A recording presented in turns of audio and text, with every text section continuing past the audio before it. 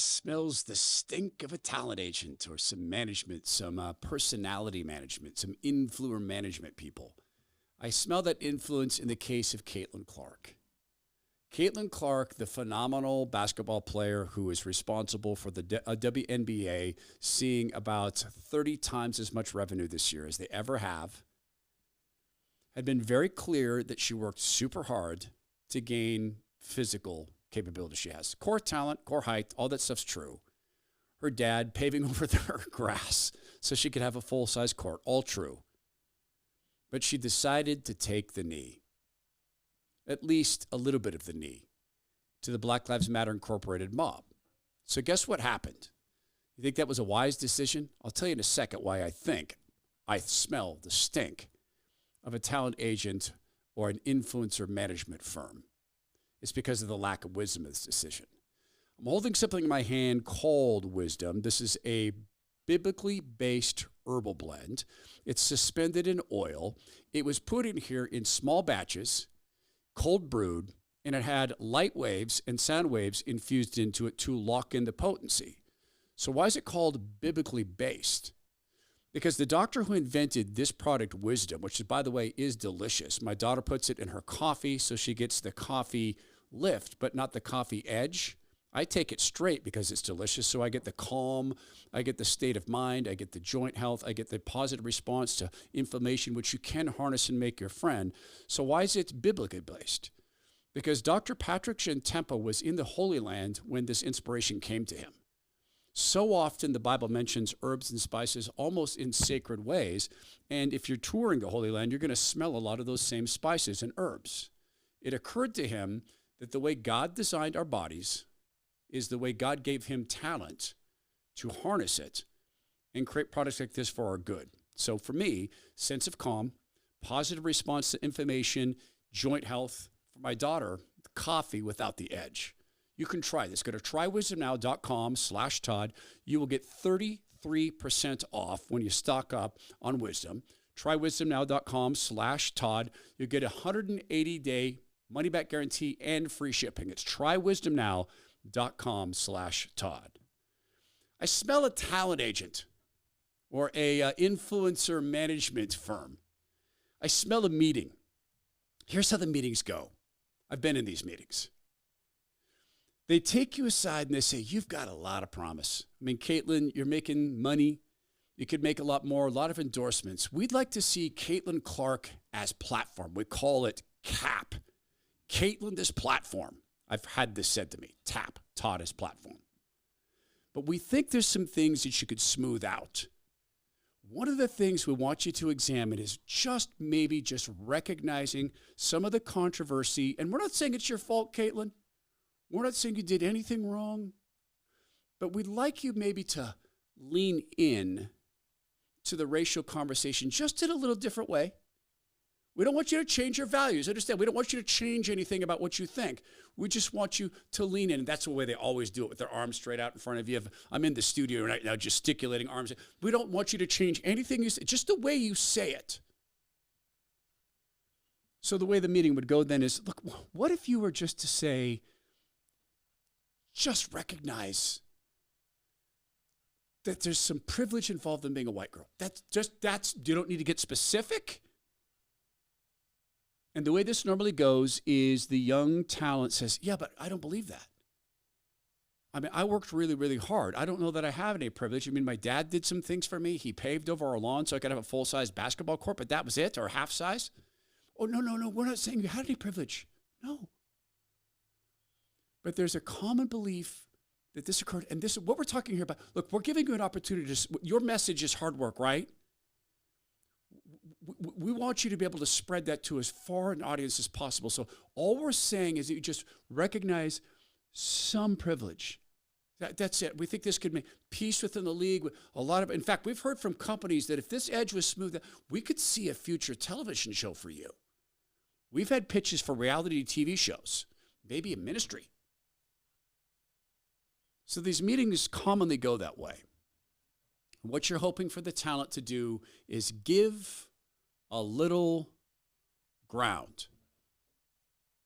And once you give that ground, your resistance to giving more ground is usually over. I've seen this done in talk radio. I've seen people told, look, could you say one nice thing about this politician? One nice thing? Just one. We're just wanting you to broaden your appeal. I've had meetings like this with talent people. Back in the days of filling in for Rush Limbaugh, before Rush died, God rest him, I had a couple different conversations with national level talent agencies. So I had an agent at the time named Heather. She never did this to me. Praise God, Heather would never try this with me. But I had some people with bigger firms contact me and say, hey, look, we love what you're doing for Rush. We think it's great. You know, there's days when you come on and you're super funny. We like those days. We'd like to see more. Have you thought about what it would be like if you just changed? No, we're not saying that you change what you believe. But do you think you could do a week of shows without this or that topic? That's all. And just lean more into these topics. And we're not saying that you have to stop that, but could you give that a shot? We'd love to be able to air check. We've got some national people.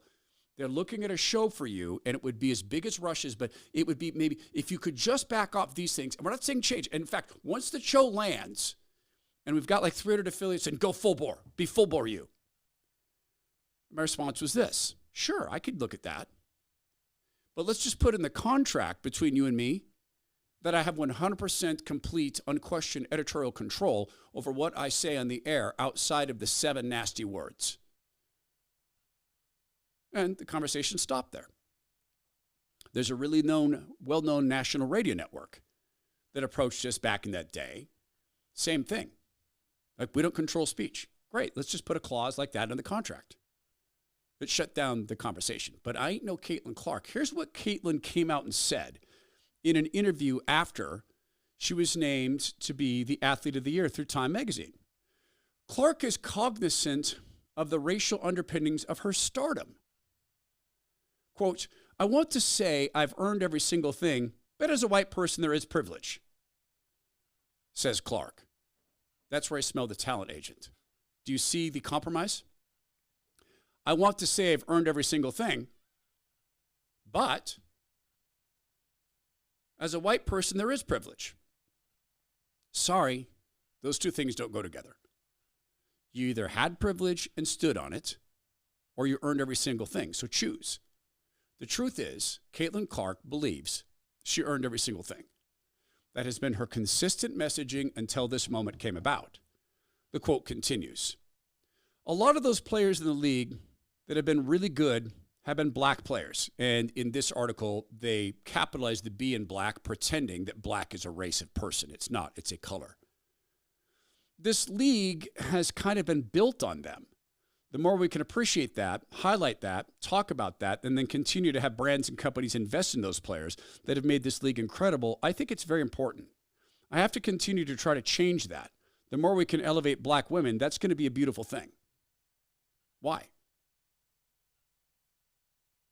There are some black women in that league who are incredible athletes. All of them at the WNBA are more athletic than the average person. All of them in every capacity. There's some other players in that league who pale in comparison to Caitlin, such as Angel Clark. She was to be the player of the year. ESPN had anointed her that. Already said she's the one. But Caitlin beat her in every single category of performance, save, I think, one, and I think that was something like assists. No, Caitlin beat her in assists. I can't remember what the category was when Angel beat her. Caitlin beat her on the court. Caitlin's team beat Angel's team. Angel happens to be black. Caitlin happens to be white. Caitlin happens to have been positive with the media. Angel not as much. So which black women should be elevated? Just black women in general? What I see here is a talent agent saying to Caitlin, if you could just lean into this. Now she's come out and said it, that we need to elevate black women. Well, how? Maybe they could elevate their play. And again, there's women in the league who are great players, but they're not on Caitlin's level. Her performance proves that.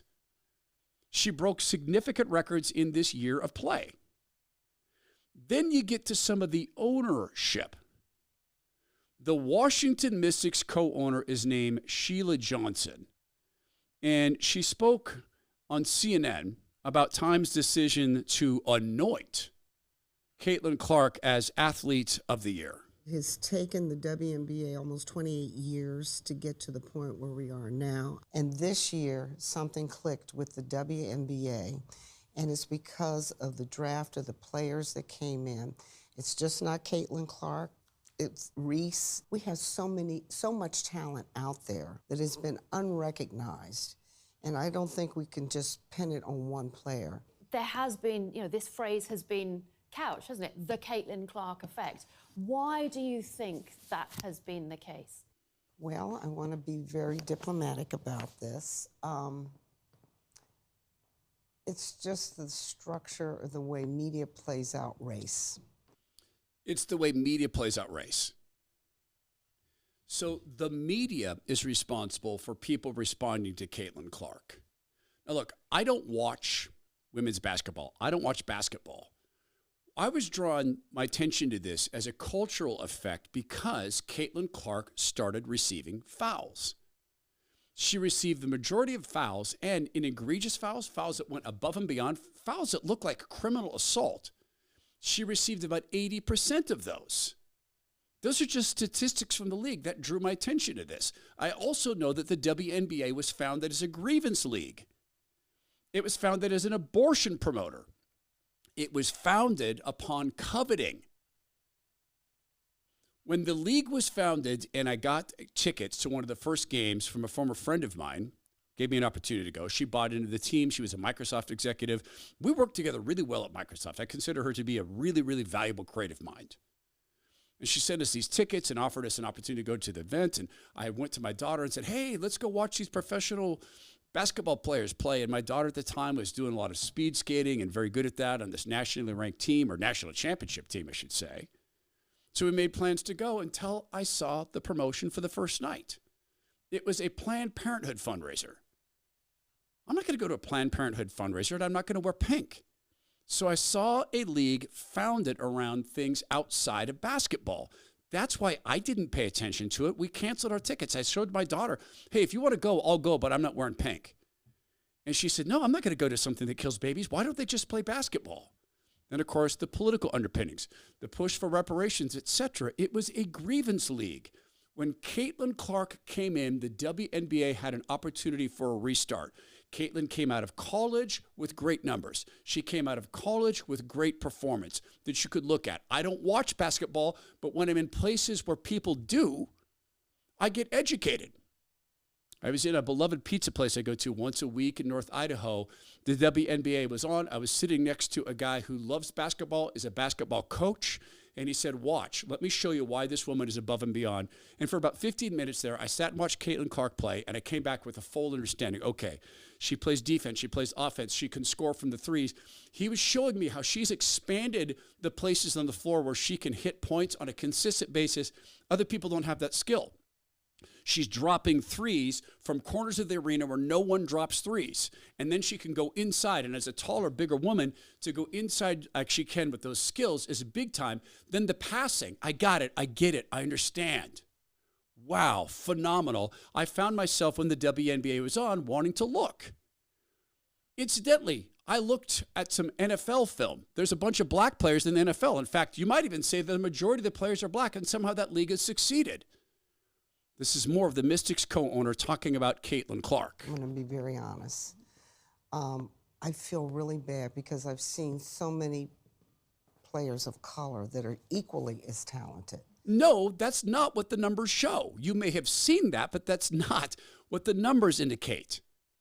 They may be equally talented, but don't get the same output. Why? Because they're not good teammates?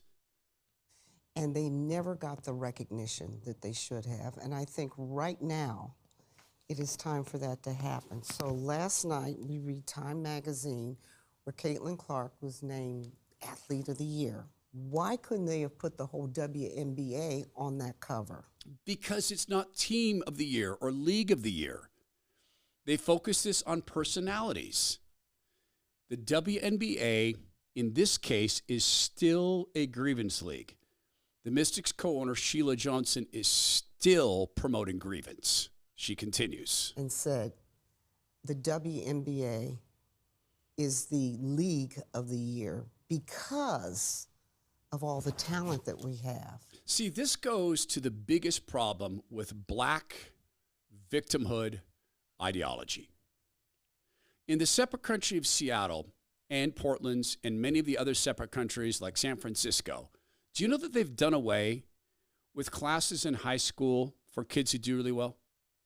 Master's classes, the advanced classes, those are gone. Do you know that they're wanting to do away with valedictorian and salutatorian? Do you know that in classes in schools in the separate country of Seattle, black kids cannot be kicked out of school? Did you know that it takes about 4 times the number of discipline referrals to take a black kid and put him in the principal's office or in discipline review than it does for white kids? What Seattle public schools have told black families is, well, you can't, expect the black kids to behave. I mean, after all, they're black. We can't go kicking out of school for hitting teachers and such because they're black, and the blacks can't be expected to control themselves. In this case, this Mystics Koner is saying it's not fair that a white girl won. Therefore, just this year, there should have been no player of the year. The WNBA was founded as a grievance league, and it's still a grievance league.